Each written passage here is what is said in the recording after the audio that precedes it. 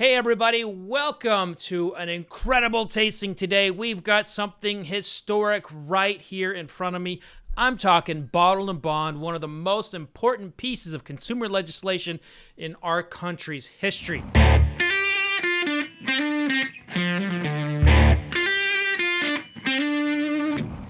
Wild Turkey has a Bottled & Bond, a Master's Keep, a 17-year-old. Oh my goodness, I cannot wait to taste this. This is something that basically every dadgum whiskey geek since the moment of time has asked for a 17-year-old 100 proof Wild Turkey. I cannot wait to taste this.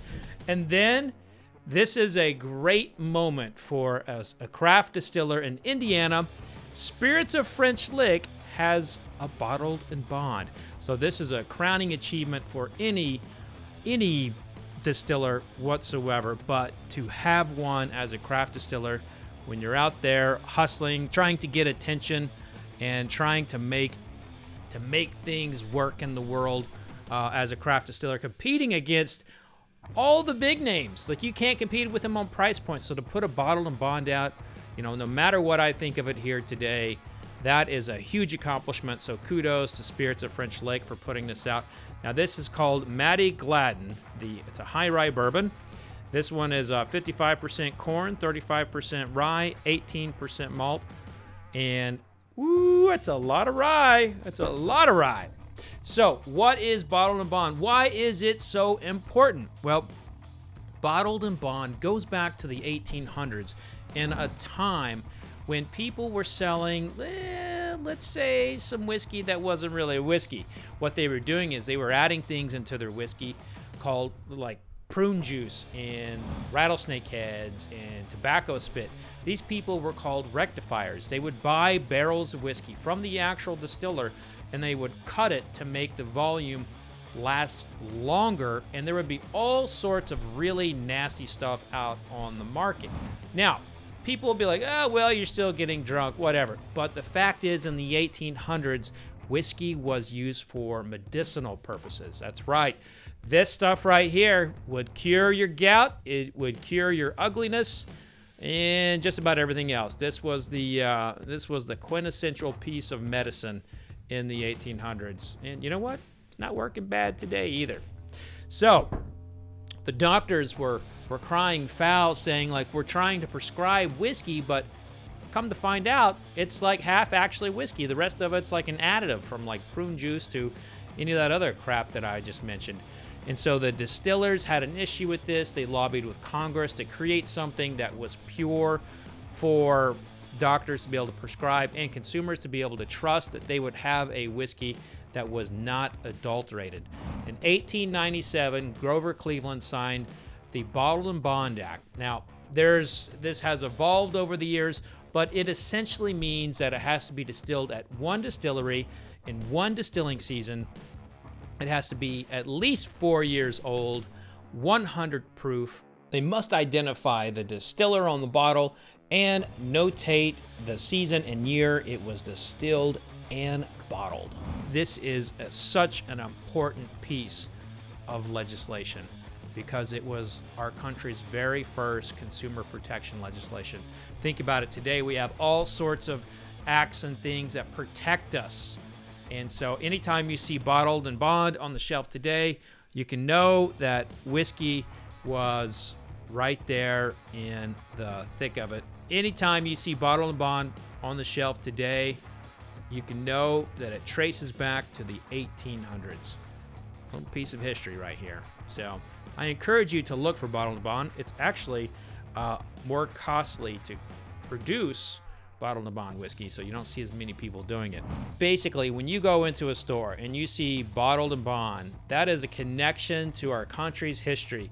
It is a connection to the distillers and the druggists and the doctors in the 1800s who wanted to make sure that the consumers of that time could have a guarantee that their whiskey didn't have tobacco spit in it and other stuff. But think about that for a second. That's pretty cool. Today we don't really give whiskey its proper due in the creation of this country. But I think it's pretty cool that when you're drinking a Bottled & Bond Kentucky bourbon, you are actually tasting a piece of history. So enough of the chatter. I love giving history lessons. I really do. But we all know that, the reason why most of you all tune in to any YouTube channels to find out what to taste. But if you want to learn more about the Bottled and Bond Act, I've got an entire chapter dedicated to it in my book, Bourbon: The Rise, Fall, and Rebirth of American Whiskey. Go check this out if you get a chance. This is my baby. So I put a lot of love into this book, into the history of bourbon. So, okay, so here we go. We're going to start off with the spirits of French Lick, the High Rye Bourbon, the Matty Gladden. And now I actually have no clue what Matty Gladden means. I'm sure there's probably a connection there, but this is a sample bottle and there's not a lot of information on it. But still, I'm going to give it a taste. So it's with such a low corn percentage and such a high rye percentage, my expectation coming into this is that it's going to be spicy. Let's find out.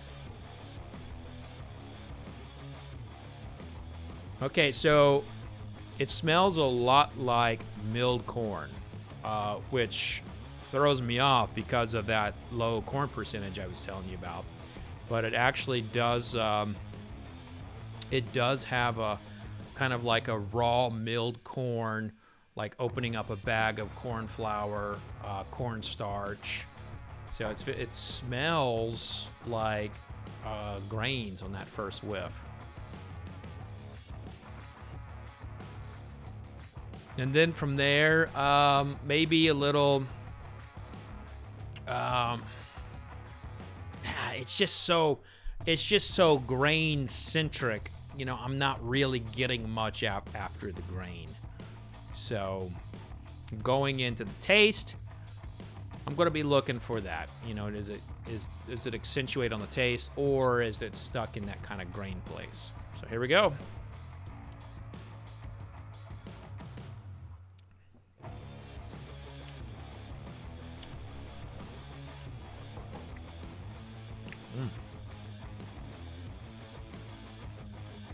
It's definitely spicy. It's spicy like a...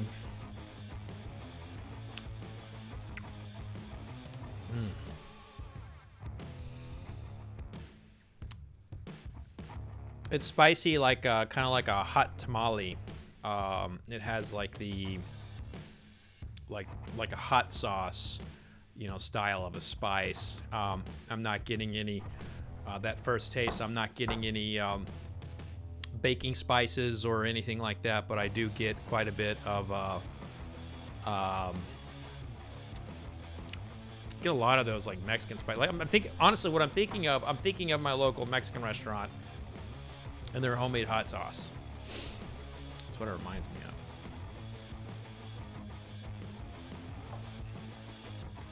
And then like a corn tortilla.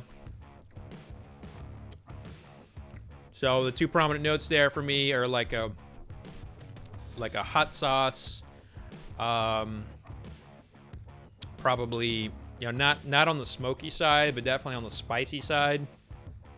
So this has got like a, some might interpret this as a kick, but I definitely interpret it as ultra spicy on the peppery side.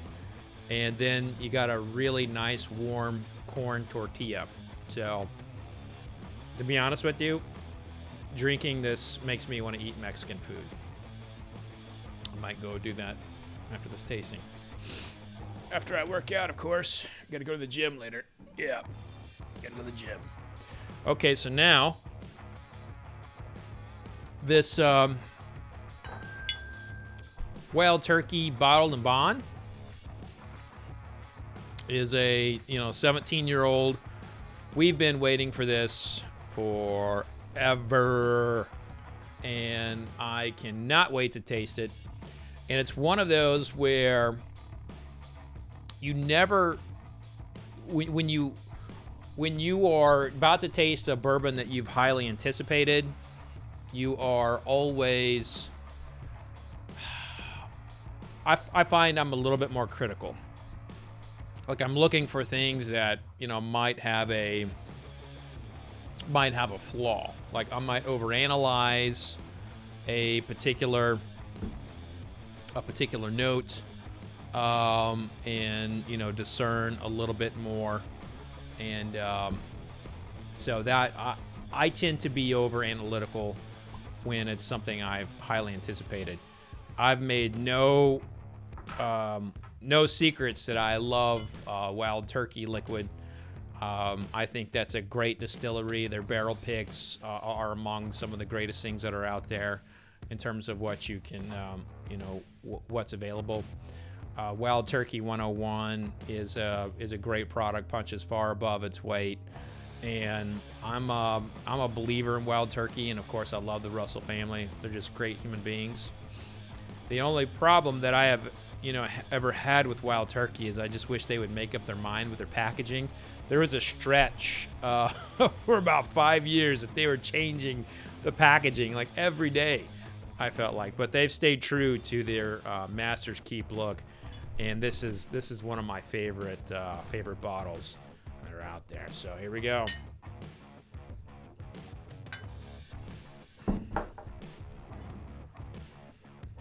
Yeah, we'll leave that off the top there just for a second.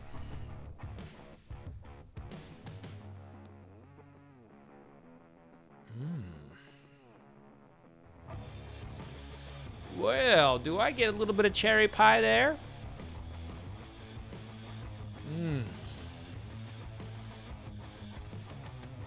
Oh man, this is a cherry pie coming out of the oven, fresh. Putting a little bit of butter on there, you can smell it. You know, some people like to put their cherry pies on a window. I like to let it just sit there and let it kind of fill the room with all those good scents.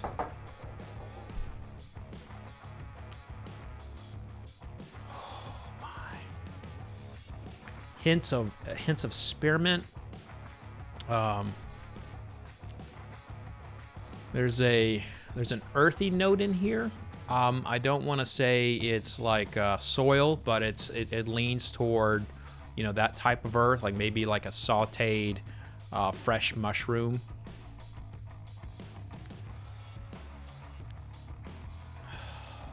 And there's something on this nose that I'm not getting, or I'm not figuring out what it is, but I'm smelling it over here on my left nostril. You know, when you smell, each nostril smells differently. You know, inevitably one of them will be more able to process something than the other. And on the left side, I'm getting something that I cannot put my finger on it. I have no idea what it is, but it's like it's a cross between an herb and sweet. But definitely all those things about a cherry pie coming out of the oven I was talking about. Definitely some spearmint and some earth, and then the mystery thing on the left nostril. To the taste.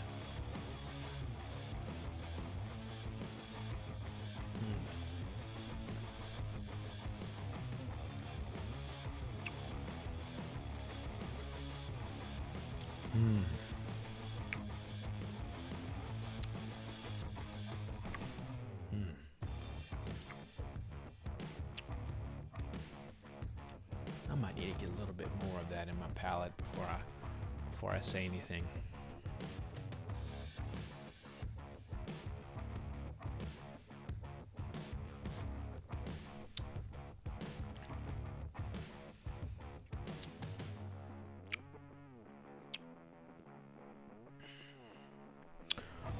Okay. So that cherry pie note is elevated to a fried cherry pie. It's no longer coming out of the oven. It's coming out of the fryer. You know, did you ever go to McDonald's and get those cherry pies? I think they discontinued them. But I used to, when I was a kid, I'd get those cherry pies from McDonald's. My God, does it have that flavor in there? That fried, like, crunchy crust on the outside, that little bit of chewiness inside there, and then that big gooey, chewy filling of the cherry pie. And then after that, I'm getting hazelnut. Hazelnut is not a note I would typically associate with wild turkey.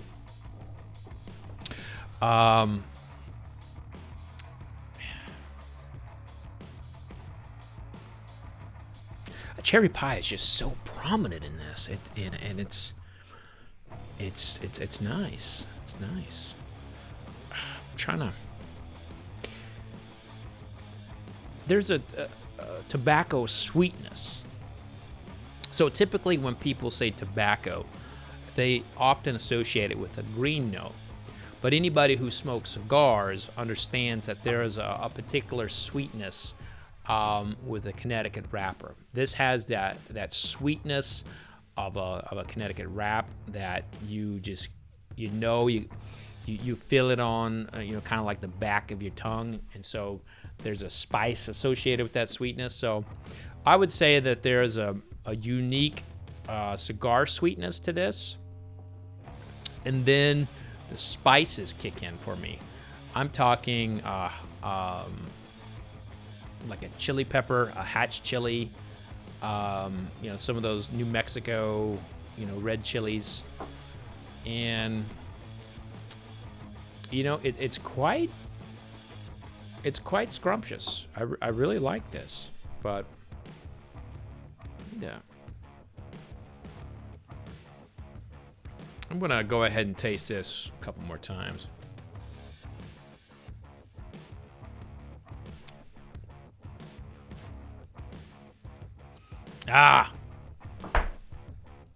Pecan shell.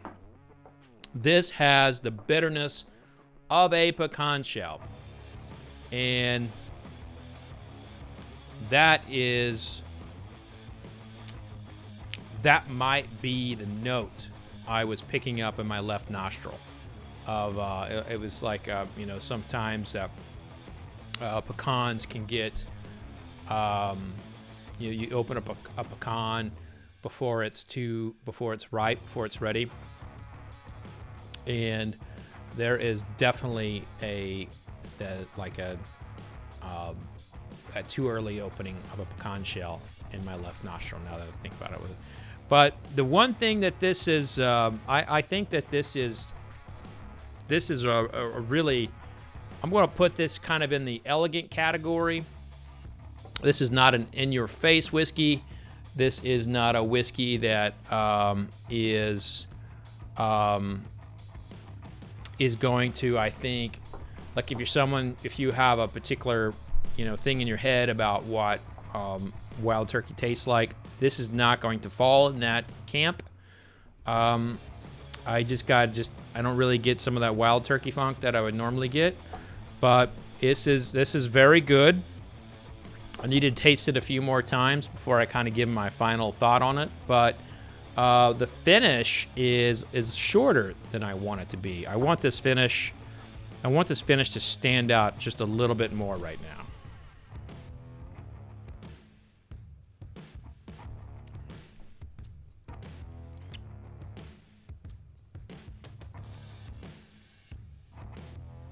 Yeah, I stand by that. The finish, the finish is not. This is not a finishing whiskey. This is a whiskey that has a lot going on the nose. It has a lot going on the palate, and then on the finish, it kind of it like did all its magic in the palate. But I stand by this fried cherry pie note, and if you love those fried cherry pies, this is going to be a whiskey for you, no doubt. I'm going to go ahead and taste it again, because I can. And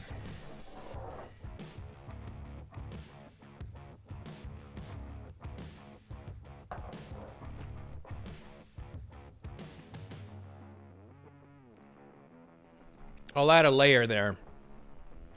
It has an old dusty mouthfeel. So those old dusty, those 1970s wild turkeys. It has that really, really unique mouthfeel.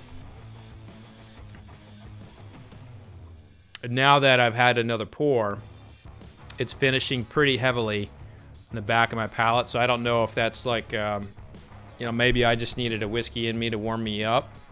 But it is definitely, it was definitely better. The finish was better on that second pour, and it's finishing on the back of the palate. It's finishing on the back of the palate, and that spice is, that pepper spice is shining through. So it's finishing, it's starting to finish strong. And this is why, if you followed me for a while, I'd always say, like, I don't give ratings unless I've tasted it 3 times. Well, that's the second time in one sitting, and the liquid already feels different on my tongue. So, very unique, very unique. So, I mean, I dig this. I dig this. I think this meets the expectations and the anticipation. I'm not quite going to put it out on the Whiskey of the Year contender quite yet. I want to taste it in a couple of blind settings, but if you like fried cherry pie and pecans, especially like the bitter side of the pecan, I think that the Wild Turkey Bottled and Bond is a must-have. It is delicious. On our Spirits of French Lick one, if you like hot tamales like I do, man, this is a good one. I love tamales.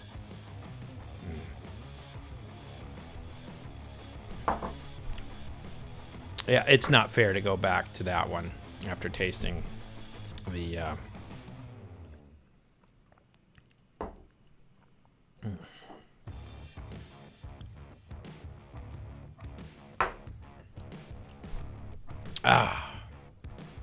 that's good. That was good. So that'll do it for this tasting. I'm excited to see what French Lick is doing with the Bottle and Bond product. I do like their cask strength barrels better, but Alan Bishop, keep doing what you're doing. You're doing great work there. You are, I would say, you're a rising star in the distilling business, but you've been distilling for a long time, and I'm excited to see what you're doing. I think you're going in the right direction, and this Bottled and Bond product is an incredible step to what you've been doing at French Lick. The Wild Turkey Bottled and Bond, to the Russell family, it's about time you've done this, and I'm excited to see how this does.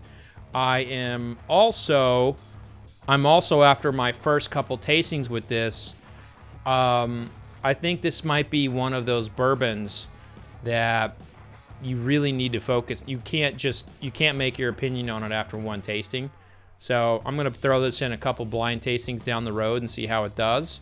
But I'm going to go ahead and remain undecided in terms of how I feel about it. I will say that if you are a cherry pie and pecan lover, I think this Wild Turkey Bottled and Bond, you can sip all day long.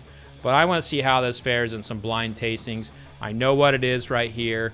It definitely it passed the it didn't suck test, but I think it's, I want to see how it fares in some blind competitions for me. So that's going to do it for me for, this tasting. Thank you so much for joining. Click that subscribe button if you would like to watch more of these and get notifications about when these come out. And this was actually a live stream to my member community prior to this being edited and chopped down. So if you would like to become a member of this channel, just click the join button. And, starting at $1.99, we have a lot of fun over there. And it's all content driven. It's just basically me yammering on about whiskey. So that's what I love to do. And you get to see the videos before they become public. So thank you so much for joining me. Please be safe out there. Don't go licking handrails. Don't be licking trash cans. And remember, it's very important that vodka sucks unless it's being used for hand sanitizer.